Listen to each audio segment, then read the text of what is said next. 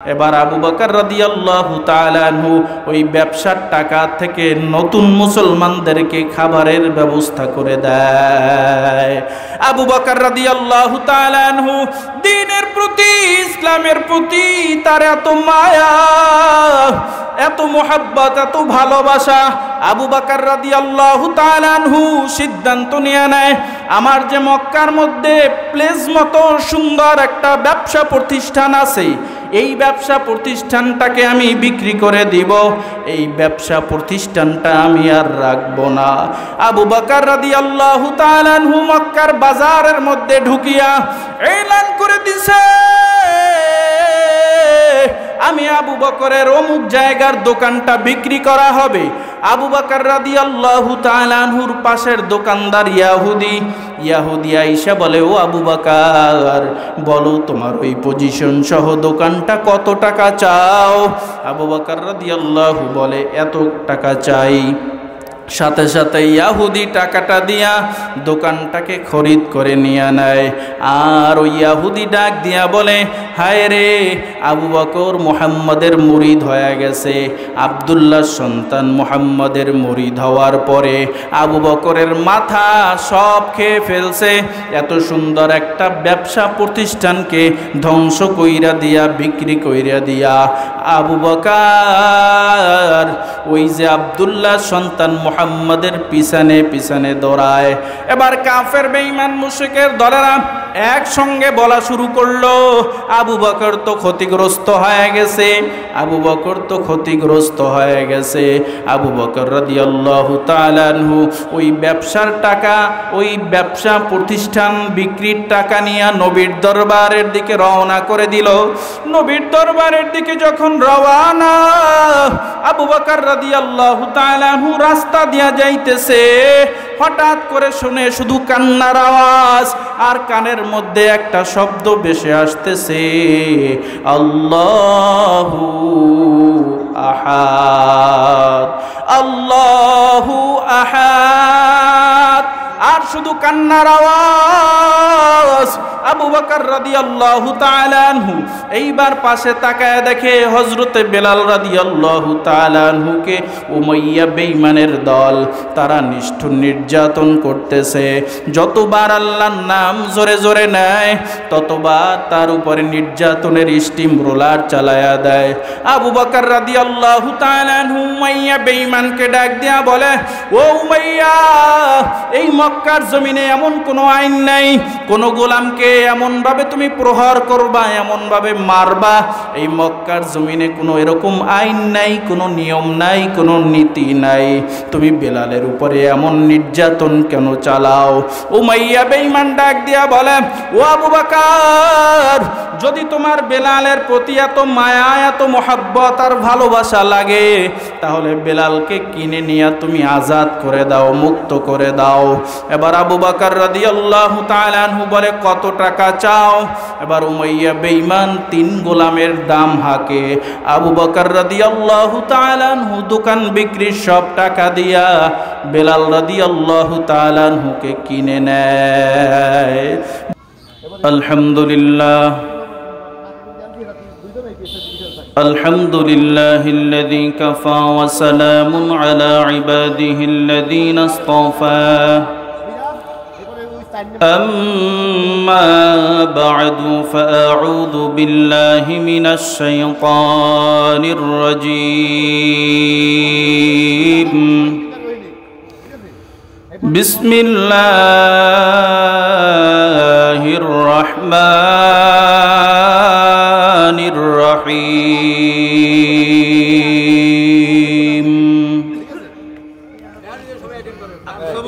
والعصر إن الإنسان لفي خسر إلا الذين آمنوا وعملوا الصالحات وتواصوا بالحق وتواصوا بالصبر. وقال النبي صلى الله عليه وآله وسلم المرء مع من أحبه أو كما قال عليه الصلاة والسلام صدق الله مولانا العظيم وصدق رسوله النبي الأمي الكريم ونحن على ذلك من الشاهدين والشاكرين والذاكرين والحمد لله رب العالمين.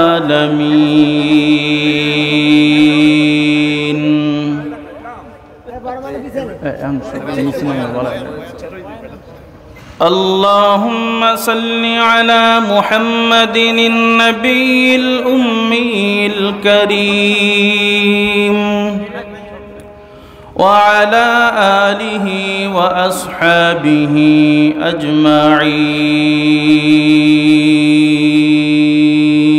أجمعين. سبحانك لا علم لنا إلا ما علمتنا إنك أنت العليم الحكيم. قال رب اشرح لي صدري ويسر لي أمري واحلل عقدة من لساني يفقه قولي. تکبیر میں کلمہ میں نمازوں میں اذا میں تکبیر میں کلمہ میں نمازوں میں اذا میں اے نام الہی چملا نام محمد اے نام الہی چملا نام محمد. فرما تم آدم کے مجھے خلد تری میں لے کر ہوا تو باپ ملا نام محمد لے کر ہوا تو باپ ملا نام محمد.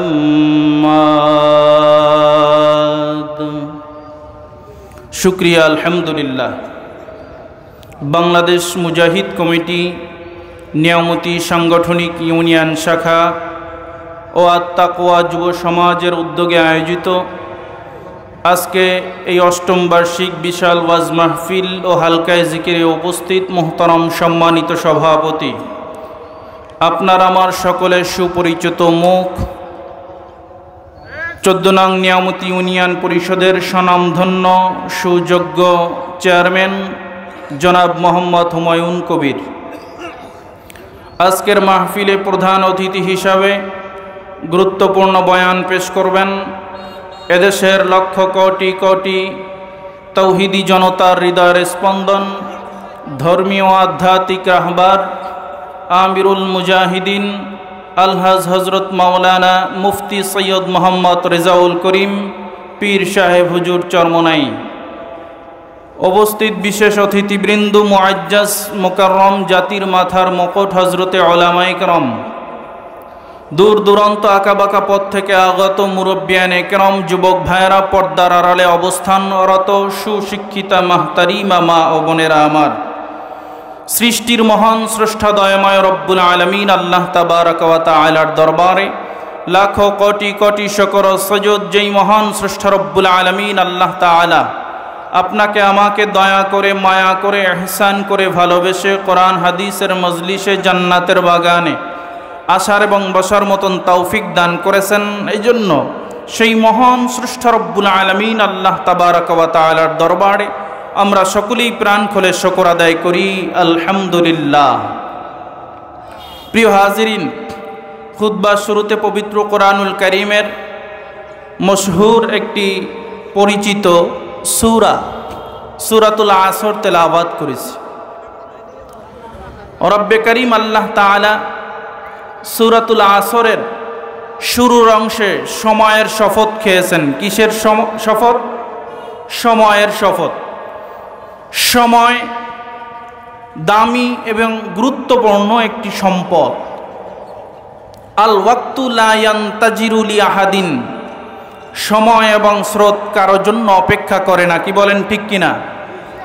আমরা দেখি আমাদের হায়াত বাড়ে, বয়স বাড়ে, মানুষের বয়স আস্তে আস্তে কি হয়?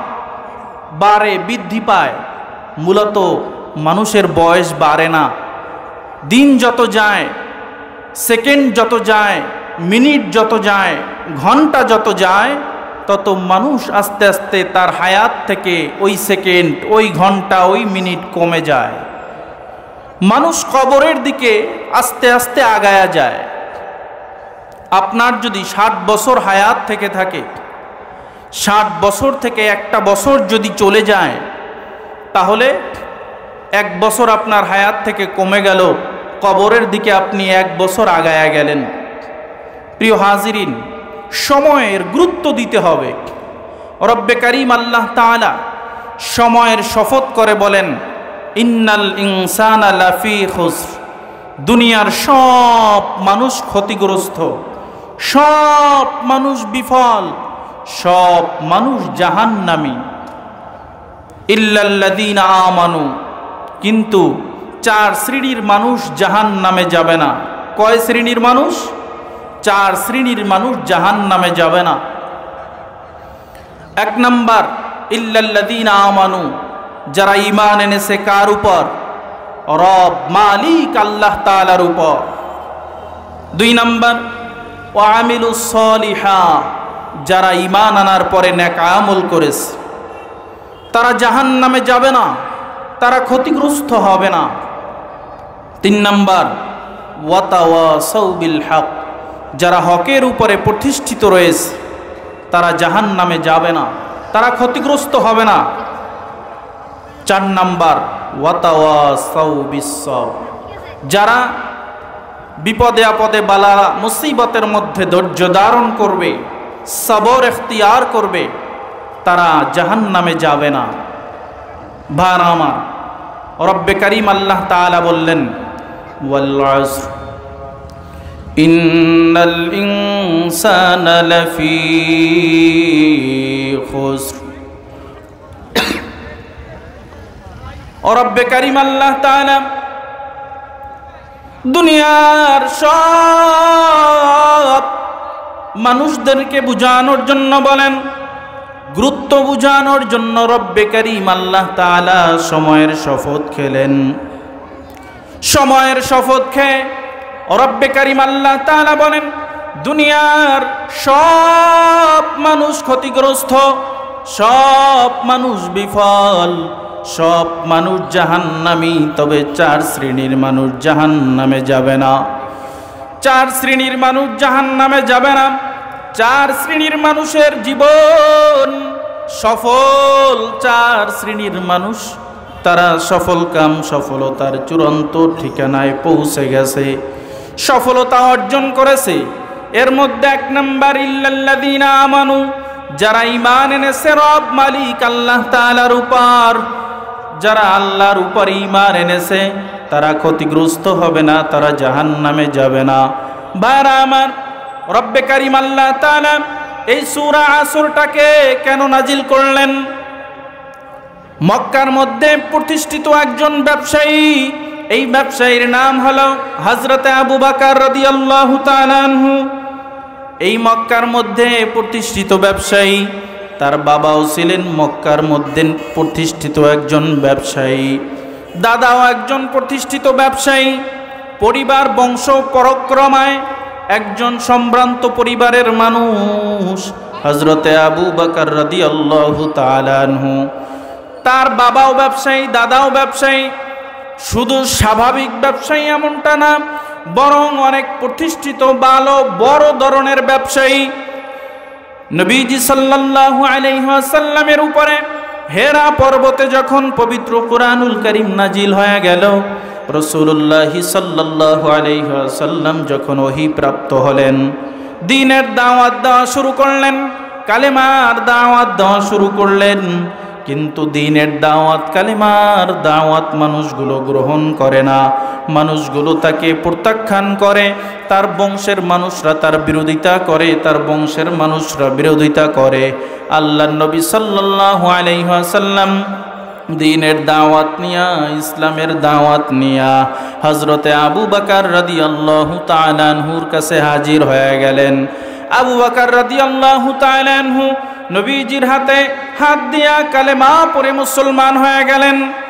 এবার যখন আবু বকর রাদিয়াল্লাহু তাআলা আনহু কালেমা পড়ে মুসলমান হয়ে গেছেন, এবার রাসূলুল্লাহ সাল্লাল্লাহু আলাইহি ওয়াসাল্লাম বলেন, আবু বকর, আপনি তো দ্বীনের দাওয়াত পেয়ে কালেমা পড়ে মুসলমান হয়ে গেছেন, কিন্তু আপনারও একটু দ্বীনের দাওয়াতে এখন সময় লাগানো প্রয়োজন, আপনারও একটু দ্বীনের দাওয়াত দেওয়া প্রয়োজন, মানুষের মাঝে কালেমার দাওয়াত প্রচার করা আপনারও একটু দরকার। আবু বকর রাদিয়াল্লাহু তাআলা আনহু 24টা ঘন্টার মধ্যে 12টা ঘন্টা দোকান খুইলা ব্যবসা করতেন, আর 12টা ঘন্টা ঘুমাতেন, খেতেন, অন্যান্য কাজকর্ম করতেন, পারিবারিক কাজকর্মের মধ্যে 12টা ঘন্টা কাটায় দিতেন, আর বাকি 12টা ঘন্টা সময় আবু বকর রাদিয়াল্লাহু তাআলা আনহু ব্যবসার কাজে লাগায় দিতেন। মায়ার নবী সাল্লাল্লাহু আলাইহি ওয়াসাল্লাম যখন বললেন, ও আবু বকর, এখন একটু আপনার দ্বীনের দাওয়াত দেওয়া প্রয়োজন, আপনার দ্বীনের দাওয়াতে একটু সময় লাগানো প্রয়োজন। আবু বকর রাদিয়াল্লাহু তাআলা আনহু চিন্তা করলেন, তাহলে আমি আমার ব্যবসা থেকে দৈনিক 3টা ঘন্টা মাইনাস করে দৈনিক 3টা ঘন্টা সময় আমি ব্যবসার কাজে লাগায় দিব। জোরে কোন সুবহানাল্লাহ। আর বাকি 9 ঘন্টা আমি ব্যবসার কাজে লাগাবো, 3টা ঘন্টা আমি দ্বীনের দাওয়াত দেওয়ার জন্য ব্যয় করব। আবু বকর রাদিয়াল্লাহু তাআলা আনহু এই চিন্তা করে পরের দিন থেকে মায়ার নবী সাল্লাল্লাহু আলাইহি ওয়াসাল্লামের সঙ্গে দ্বীনের দাওয়াত দিতে বের হয়, মানুষকে দ্বীনের দাওয়াত দেয়, কালেমার দাওয়াত দেয়, ঈমানের দাওয়াত দেয়। কিন্তু দাওয়াত দিতে দিতে দিতে দিতে আবু বকর রাদিয়াল্লাহু তাআলা আনহু দাওয়াতের মজা পেয়ে গেছে। আবু বকর রাদিয়াল্লাহু তাআলা আনহু চিন্তা করলেন, না না না, আমি আগামীকাল থেকে আর 3 ঘন্টা দাওয়াতের কাজে সময় ব্যয় করব না, আমি দাওয়াতের কাজে নবীর সঙ্গে আগামীকাল থেকে 6টা ঘন্টা ব্যয় করব। জোরে কোন সুবহানাল্লাহ। আমি 6 ঘন্টা আগামীকাল থেকে দাওয়াতের কাজে ব্যয় করব, আর বাকি 6 ঘন্টা আমি ব্যবসার কাজে ব্যয় করব।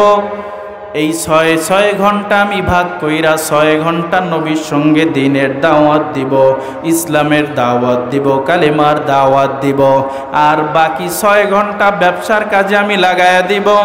ভাইরা আমার, বন্ধুরা আমার, আবু বকর রাদিয়াল্লাহু তাআলা আনহু পরের দিন আবার নবীর সঙ্গে দাওয়াত দেওয়ার জন্য বের হয়।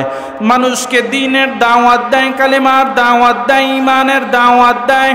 মানুষকে ডাক দিয়া বলে, ইয়া আইয়ুহান নাস কুলু লা ইলাহা ইল্লাল্লাহ তুফলিহুন। তোমরা যদি মক্কাবাসীরা দ্বীনের দাওয়াত গ্রহণ করো, কালেমার দাওয়াত গ্রহণ করো, ঈমানের দাওয়াত গ্রহণ করো, তাহলে তোমরা সফল কাম হয়ে যাইবা, সফল কাম হয়ে যাইবা। কিন্তু আবু বকর রাদিয়াল্লাহু তাআলা আনহু দ্বীনের দাওয়াত দিতে দিতে দিতে দিতে দ্বীনের দাওয়াতের প্রতি তার মায়া, তার মোহাব্বত, তার ভালোবাসা এত বেড়ে গেছে, আবু বকর রাদিয়াল্লাহু তাআলা আনহু সিদ্ধান্ত নিয়ে নেয়, আগামীকাল থেকে আমি আর 6টা ঘন্টা দ্বীনের দাওয়াতে আমি ব্যয় করব না, কালেমার দাওয়াতে আমি ব্যয় করব না, বরং আগামীকাল আরও 3টা ঘন্টা সময় বের করে আমি আগামীকাল থেকে 9টা ঘন্টা সময় দ্বীনের দাওয়াতে ব্যয় করব। জোরে কোন সুবহানাল্লাহ। বাকি মাত্র 3টা ঘন্টা সময় আমি আমার ব্যবসার কাজে লাগাইয়া দিব।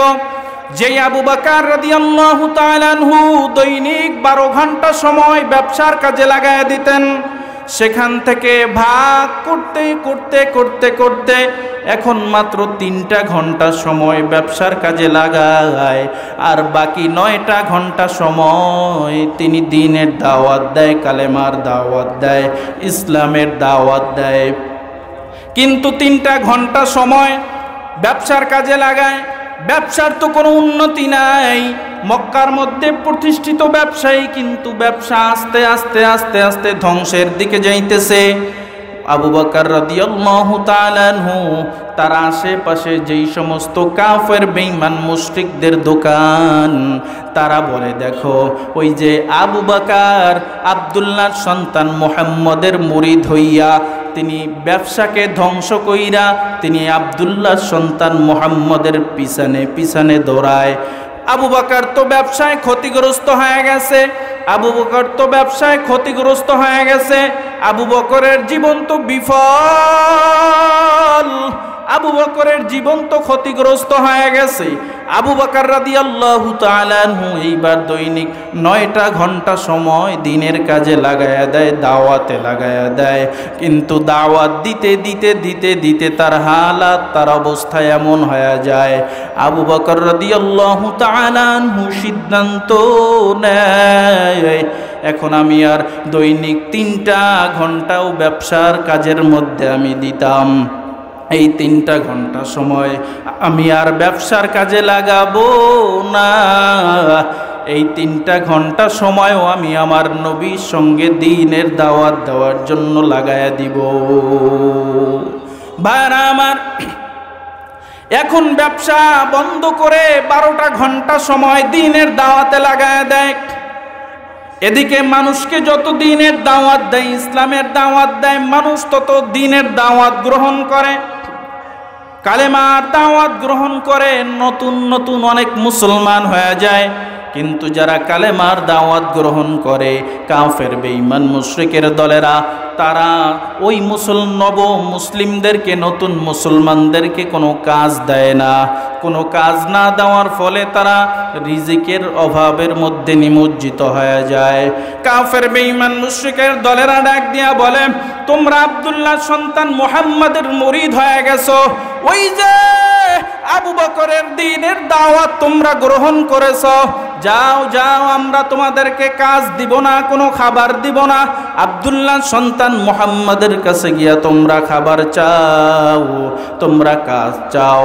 যদি তোমরা তাদের মুরিদ হয়ে গেছো, তাদের কাছে কাজ চাও, তাদের কাছে খাবার চাও। নতুন মুসলমানেরা আবু বকর রাদিয়াল্লাহু তাআলা আনহুর কাছে আইসা বলে, ও আবু বকর, আপনার দাওয়াত পেয়ে আমরা ঈমান গ্রহণ করেছি, এখন তো কাফের বেঈমান মুশরিকের দলেরা আমাদেরকে কোনো খাবার দেয় না, আমাদেরকে কোনো কাজ দেয় না।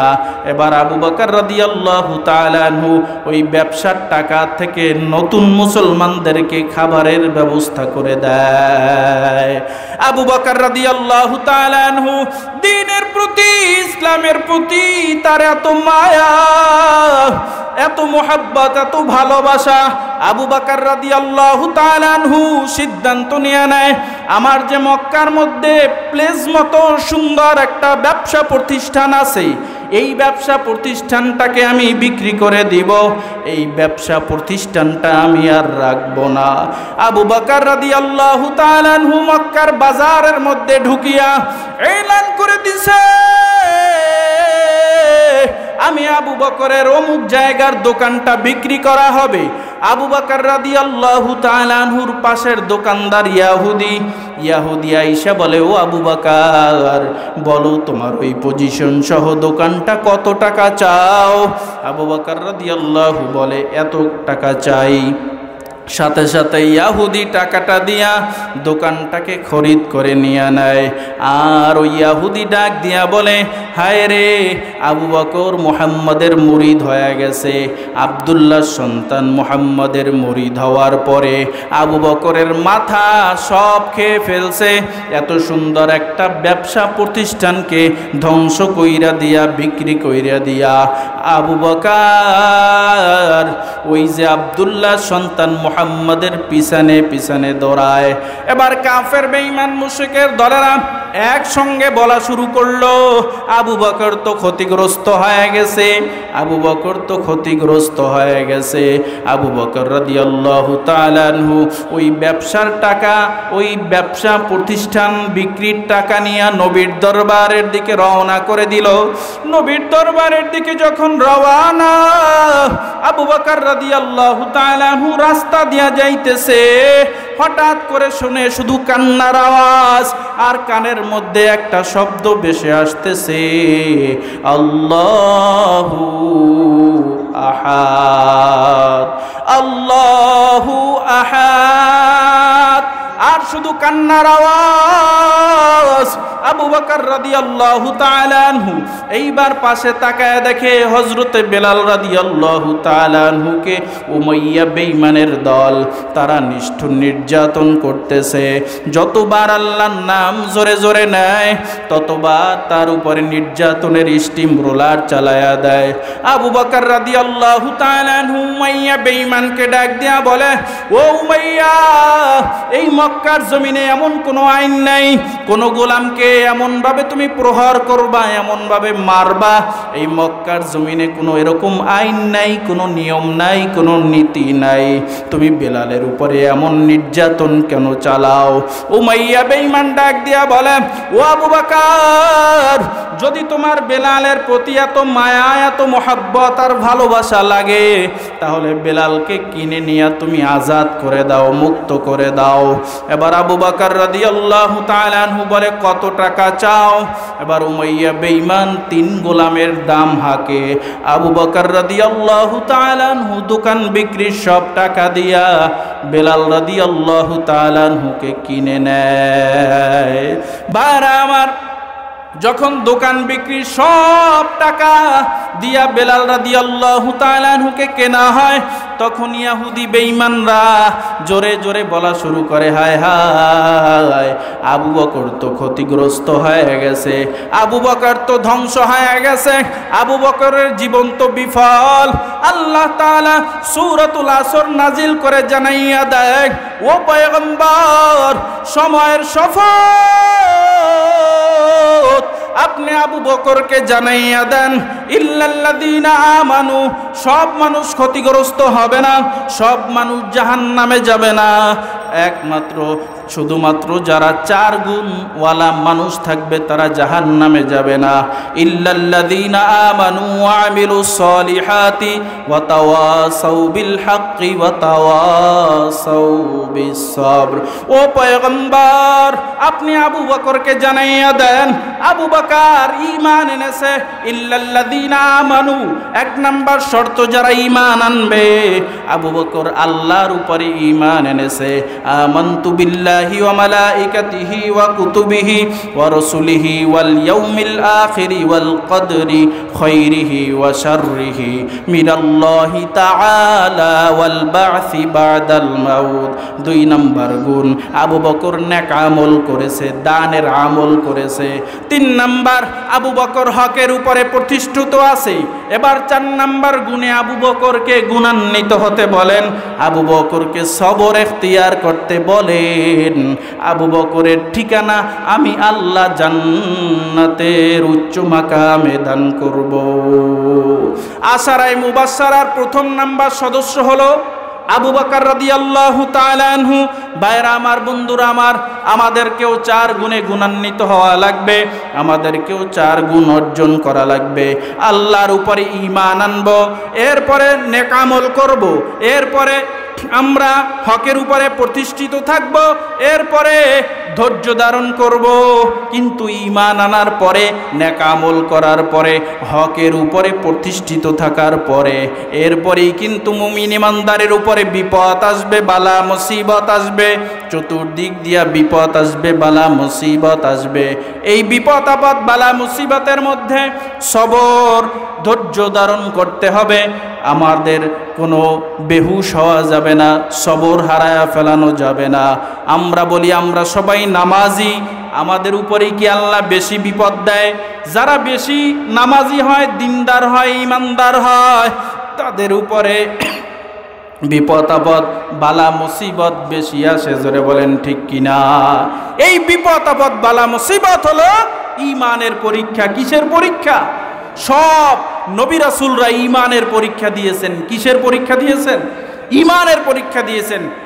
এই জন্য যখন ঈমান আনবো, নেক আমল করা শুরু করব, আমি হকের উপরে যখন প্রতিষ্ঠিত থাকব, তখনই চতুর্দিক থেকে শুধু বিপদ আসবে, বালা মুসিবত আসবে। এই বিপদে সবর, ধৈর্য ধারণ করতে হবে। আল্লাহ তাআলা নিজেই বলেন, ইয়া আইয়ুহাল্লাযীনা আমানুস্তাঈনু বিস-সাবরি ওয়াস-সালাহ ইন্নাল্লাহা মা'আস-সাবিরিন। যদি বিপদ আপদ বালা মুসিবত আসে, যায় নামাজের মুসাল্লা বিছাইয়া নামাজের মধ্যে দাঁড়ায়া যাও। সমাধান করবেন একমাত্র কে? যা কিছু আলোচনা করলাম, আল্লাহ তাআলা আমাকে সহ সকলকে আমল করার তৌফিক দান করেন। আমিন। আসসালামু আলাইকুম ওয়া রাহমাতুল্লাহ।